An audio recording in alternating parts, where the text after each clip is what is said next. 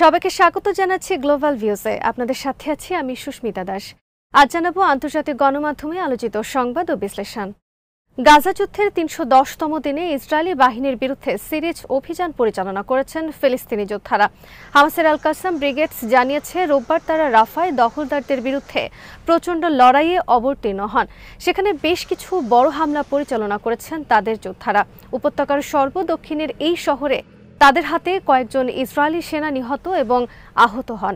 কাসামের তরফে জানানো হয়, রাফার পূর্বে জালাতান এলাকায় রকেট চালিত গ্রেনেড আল ইয়াসিনের মাধ্যমে ইসরায়েলের একটি আর্মার্ড পার্সোনাল ক্যারিয়ার বা এপিসি ধ্বংস করেন তাদের যোদ্ধারা। তাল আল সুলতান এলাকার পশ্চিমে ইসরায়েলি বাহিনীর অবস্থান নেওয়া একটি ভবনে থার্মোবারিক আরপিজির মাধ্যমে আঘাত করা হলে সেখানেও কয়েকজন সেনা হতাহত হন। হতাহতদের সরিয়ে নিয়ে ইসরায়েলি হেলিকপ্টারের তৎপরতা দেখতে পান কাসামের যোদ্ধারা। তাছাড়া এদিন তারা রাফার পূর্বে ইসরায়েলি পদাতিক বাহিনীকে লক্ষ্য করে আগে থেকে পুঁতে রাখা একটি হাই এক্সপ্লোসিভ আইইডির বিস্ফোরণ ঘটান। এতেও কয়েকজন সেনা হতাহত হন।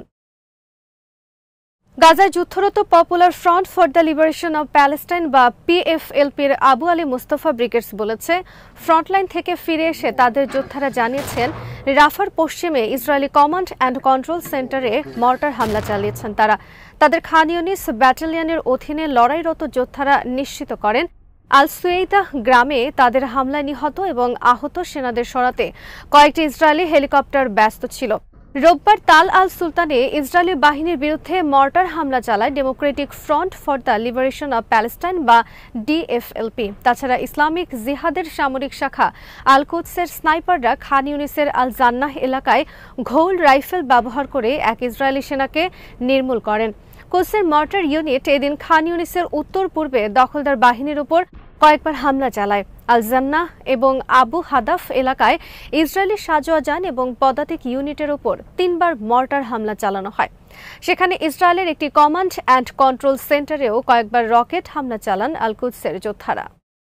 লেবাননের প্রতিরোধ আন্দোলন হিজবুল্লাহ ইসরায়েলের বেশ কিছু সামরিক অবস্থান এবং সেনাদলকে লক্ষ্য করে নতুন করে সিরিজ হামলা চালিয়েছে। সংগঠনটি জানিয়েছে রোববার সকাল 7:30টায় আল মার্স মিলিটারি সাইটে এবং সোয়া 9টায় আল রাহেব মিলিটারি সাইটে আর্টিলারি হামলা চালান তারা। পৌনে 11টায় তারা বিরকেত রিশা মিলিটারি সাইটে রকেট অস্ত্রের মাধ্যমে দখলদার সেনাদের ওপর আঘাত হানেন। 20 মিনিট পর তারা মিতাত ব্যারাকে ইসরায়েলি সেনাদের ওপর হামলা করেন। পৌনে 1টায় তাদের এফপিভি ড্রোনের আঘাতে ধ্বংস হয় আল মালিকিয়া মিলিটারি সাইটে স্থাপিত ইসরায়েলি স্পাইওয়ার। বিকাল 3টার পর তাদের হামলায় কফর সুবা হিলসের রেইসাত আল আলম মিলিটারি সাইটের স্পাইওয়ারও ধ্বংস হয়। সোয়া 4টার পর এই সামরিক অবস্থানে নাম গোপন করা রকেটাস্ত্রের মাধ্যমে আবার আঘাত হানেন হিজবুল্লাহর যোদ্ধারা। এ সময় তারা আল মালিকিয়া সাইটে ইসরায়েলি সেনাদের অবস্থানে আঘাত হানতে আরও একটি এফপিভি ড্রোন পাঠান। সন্ধ্যা সোয়া 7টার দিকে হিজবুল্লাহর আর্টিলারি ইউনিট আঘাত হানে আল জিরদা মিটিং পয়েন্টে জড়ো হওয়া ইসরায়েলি সেনাদের ওপর। এদিন প্রতিরোধ সংগঠনটি ইসরায়েলি হামলায় নিজেদের 4 যোদ্ধা নিহত হওয়ার কথা জানিয়েছে। সোমবার হিজবুল্লাহ জানিয়েছে তারা উত্তর ইসরায়েলের একটি সামরিক সদর দফতরে ক্ষেপণাস্ত্র হামলা চালিয়েছেন। তাদের এক বিবৃতিতে বলা হয়, ইসরায়েলের গিয়াটনে যে নতুন ডিভিশনের সদর দপ্তর প্রতিষ্ঠা করা হয়েছে তার উপরে বেশ কিছু কাতিউষা রকেটের মাধ্যমে হামলা চালানো হয়। হিজবুল্লাহ পরিষ্কার করে বলেছে, ফিলিস্তিনিদের প্রতি সংহতি এবং দক্ষিণ লেবাননের বেসামরিক এলাকায় বিশেষ করে মারুফ শহরে সাধারণ জনগণের উপর ইসরায়েলি আগ্রাসনের জবাবে সামরিক সদর দফতরে এই হামলা চালানো হয়। ইসরায়েলি গণমাধ্যমের খবর অনুযায়ী দখলদার বাহিনীর প্রতিরক্ষা ব্যবস্থা আয়রন ডোম হিজবুল্লাহর এই ক্ষেপণাস্ত্র হামলা ঠেকাতে ব্যর্থ হয়েছে। কাতিউষা রকেটগুলো লক্ষ্যবস্তুতে সরাসরি আঘাত এনেছে। আল মায়াদিন জানিয়েছে, নতুন করে মধ্যস্থতা আলোচনায় ব্যস্ত হওয়ার পরিবর্তে 2 জুলাই নিজেদের অনুমোদন করা একটি যুদ্ধবিরতি পরিকল্পনা উপস্থাপনের জন্য কাতার এবং মিশরের মধ্যস্থতাকারীদের প্রতি আহ্বান জানিয়েছে হামাস। মধ্যস্থতাকারীদের সম্মতির ভিত্তিতে তৈরি এই পরিকল্পনা ইসরায়েলকে মানতে বাধ্য করার আহ্বান জানিয়েছে সংগঠনটি। কয়েকদিন আগে মার্কিন প্রেসিডেন্ট জো বাইডেন, কাতারের আমির Tamim bin Hamad al Thani এবং মিশরের president Abdel Fattah al Sisi এক যৌথ বিবৃতিতে আগামী সপ্তাহের নির্ধারিত বৈঠকে যুদ্ধবিরতি এবং বন্দি বিনিময় চুক্তি চূড়ান্ত করার জন্য ইসরায়েল এবং হামাসের প্রতি আহ্বান জানান। এরপর হামাসের এই বিবৃতি এলো। এই ত্রিপক্ষীয় বিবৃতির জবাবে হামাস বলেছে, গাজায় ইসরায়েলি আগ্রাসন শুরুর পর থেকে তারা ফিলিস্তিনি জনগণের বিরুদ্ধে চলমান গণহত্যা বন্ধে একটি যুদ্ধবিরতি নিশ্চিত করার লক্ষ্যে মিশর এবং কাতারের মধ্যস্থতা প্রচেষ্টাকে সমর্থন করেছে। আগ্রাসন বন্ধের যে কোনো উদ্যোগে সমর্থন দিতে হামাস প্রতিশ্রুতিবদ্ধ। এর ধারাবাহিকতায় তারা 6 মে মধ্যস্থতাকারীদের প্রস্তাব গ্রহণ করেছে। মার্কিন প্রেসিডেন্টের 31 মের ঘোষণা ও জাতিসংঘ নিরাপত্তা পরিষদের প্রস্তাবকে স্বাগত জানিয়েছে এবং 2 জুলাই মধ্যস্থতাকারীদের দেওয়া সর্বশেষ প্রস্তাবে সম্মতি দিয়েছে। হামাস বলেছে, কিন্তু এসব প্রস্তাব প্রত্যাখ্যান করে ইসরায়েল গণহত্যা চালিয়ে যাচ্ছে। সংগঠনের তরফে বলা হয়, এই পর্যায়ে নতুন করে মধ্যস্থতা আলোচনায় ব্যস্ত না হয়ে বাইডেনের চাওয়া এবং জাতিসংঘ নিরাপত্তা পরিষদের সিদ্ধান্তের আলোকে মধ্যস্থতাকারীদের 2 জুলাইয়ের প্রস্তাব মানতে ইসরায়েলকে বাধ্য করাই জরুরি। এই প্রস্তাবে হামাসের চাওয়াকে গুরুত্ব দিয়ে গাজা যুদ্ধের স্থায়ী সমাপ্তি এবং উপত্যকা থেকে সেনা প্রত্যাহারের নিশ্চয়তার কথা রয়েছে। কিন্তু ইসরায়েলের প্রধানমন্ত্রী বলেছেন, হামাসকে নির্মূল না করা পর্যন্ত যুদ্ধ স্থায়ীভাবে বন্ধ করবেন না তিনি। এদিকে সিএনএন জানিয়েছে, হামাসের নতুন প্রধান ইয়াহিয়া সিনওয়ার মধ্যস্থতাকারী দেশগুলোকে জানিয়েছেন, তিনি ইসরায়েলের সঙ্গে এমন একটি যুদ্ধবিরতির চুক্তি চান যার মাধ্যমে যুদ্ধের পুরোপুরি অবসান হবে। মিশর এবং কাতারের আলোচনাকারীরা সিনওয়ারের এই বার্তা ইসরায়েলের কাছে পৌঁছে দিয়েছেন বলেও জানায় সিএনএন। হামাসের শীর্ষ পর্যায়ের নেতা ওসামা হামদান বলেছেন, ইসরায়েল যেমনটা ধারণা করছে তাদের পরিকল্পনা মতো হামাসকে ধ্বংসের মাধ্যমে গাজা যুদ্ধের সমাপ্তি ঘটবে, তা কখনোই ঘটবে না। লেবাননের আল মানার টেলিভিশনকে দেওয়া এক সাক্ষাৎকারে তিনি বলেন, যুদ্ধের সমাপ্তি ঘটবে হামাসের চাওয়া অনুযায়ী প্রতিরোধ যোদ্ধাদের বিজয়ের মাধ্যমে। তিনি বলেন, যদি মধ্যস্থতাকারীরা ইসরায়েলি আগ্রাসনের অবসান চায় তাহলে ইসরায়েলকে যুক্তরাষ্ট্রের সমর্থন দেওয়া অবশ্যই বন্ধ করতে হবে। হামদান বলেন, আমাদের অবস্থান একেবারেই পরিষ্কার। আমরা শুধুমাত্র নতুন কাগজ এবং নতুন শিরোনামে আলোচনায় বসার জন্য অপেক্ষা করছি না। যুদ্ধবিরতির বিষয় মধ্যস্থতাকারীরা একটি চুক্তিতে পৌঁছাবেন, এমনটা প্রত্যাশা করে হামাস। তিনি বলেন, এর আগেই যুদ্ধবিরতির বিষয়ে চুক্তিপত্র তৈরি হয়েছে, এখন সেগুলো বাস্তবায়নের পদ্ধতি এবং আগ্রাসন বন্ধের বিষয়ে ঘোষণা আসাই বাকি।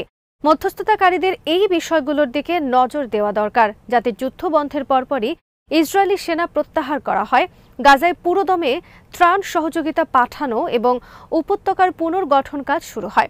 ওসামা হামদান বলেন, ইহুদিবাদীদের একটি ভুল হিসাব আছে। তারা মনে করে প্রতিরোধকামীরা দুর্বল হয়ে গেছে, কিন্তু যুদ্ধক্ষেত্রে নিশ্চিত করে যে তারা প্রথম দিনের মতোই প্রচণ্ডভাবে লড়াই করছেন। চীনের পররাষ্ট্রমন্ত্রী ওয়াং ই বলেছেন, ইরানে হামাসের রাজনৈতিক ব্যুরো প্রধান ইসমাইল হানিয়া হত্যাকাণ্ডকে দেশটির সার্বভৌমত্বের লঙ্ঘন বলে বিবেচনা করছে চীন। সার্বভৌমত্ব, নিরাপত্তা ও জাতীয় মর্যাদা রক্ষায় ইরানকে চীন সমর্থন করে বলেও উল্লেখ করেন তিনি। রোববার চীনের পররাষ্ট্রমন্ত্রী এক ফোনালাপে ইরানের ভারপ্রাপ্ত পররাষ্ট্রমন্ত্রী আলী বাকিরি কানিকে বলেন, হানিয়াকে হত্যার তীব্র নিন্দা জানায় চীন। ওই হামলা ছিল আন্তর্জাতিক মৌলিক বিধিনিয়ম এবং ইরানের সার্বভৌমত্বের গুরুতর লঙ্ঘন এবং আঞ্চলিক নিরাপত্তার জন্য হুমকি। হানিয়া হত্যাকাণ্ড গাজার যুদ্ধবিরতির প্রক্রিয়া ও আঞ্চলিক স্থিতিশীলতা নষ্ট করেছে উল্লেখ করে ওয়াং ই বলেন, চীন বরাবরই ফিলিস্তিনিদের অধিকার পুনরুদ্ধারকে সমর্থন করে। তিনি বলেন, এখন আন্তর্জাতিক সমাজের উচিত নিরাপত্তা পরিষদের প্রস্তাব মেনে গাজায় দ্রুত, দীর্ঘস্থায়ী ও সার্বিক যুদ্ধবিরতি বাস্তবায়নে তাগিদ দেওয়া, আঞ্চলিক শান্তি ও স্থিতিশীলতার সংরক্ষণ এবং জাতীয় নিরাপত্তা ও মর্যাদা রক্ষায় ইরানের পদক্ষেপে চীন অকুণ্ঠ সমর্থন দেবে বলেও জানান তিনি। এদিকে আলী বাকিরি রোববার বেলজিয়াম, হল্যান্ড ও ইন্দোনেশিয়ার পররাষ্ট্রমন্ত্রীদের পাশাপাশি হামাসের পলিট ব্যুরো উপপ্রধান খলিল আল হাইয়ার সঙ্গে টেলিফোনে কথা বলেন। ফোনালাপে তিনি বলেন, ইরান নিজের জাতীয় নিরাপত্তা, ভৌগোলিক অখণ্ডতা ও সার্বভৌমত্ব রক্ষা করার স্বার্থে আন্তর্জাতিক আইন অনুযায়ী আগ্রাসী ইসরায়েলকে উপযুক্ত জবাব দেবে। ফিলিস্তিনের কেন্দ্রীয় পরিসংখ্যান ব্যুরো জানিয়েছে, ইসরায়েলি বাহিনীর চলমান হামলায় গাজা উপত্যকার মোট জনসংখ্যার 1.8% নিহত হয়েছেন। 10 মাসের বেশি সময় ধরে চলা এই যুদ্ধে নিহত ব্যক্তিদের প্রায় 75% বয়স 30 বছরের নিচে। গাজার স্বাস্থ্য মন্ত্রণালয়ের তথ্যমতে যুদ্ধে অন্তত 39,790 ফিলিস্তিনি নিহত হন, আহত 92,000। জাতিসংঘের তথ্য অনুযায়ী চলমান সংঘাতে অভ্যন্তরীণভাবে বাস্তুচ্যুত হয়েছে প্রায় 19 লাখ মানুষ। রাশিয়ার ভেতরে ৩০ কিলোমিটার পর্যন্ত ইউক্রেনীয় সেনারা অগ্রসর হয়েছে বলে জানিয়েছে বিবিসি। রুশ ভূখণ্ডের ভেতরে ইউক্রেনীয় বাহিনীর এই হামলা সোমবার ষষ্ঠ দিনে গড়িয়েছে।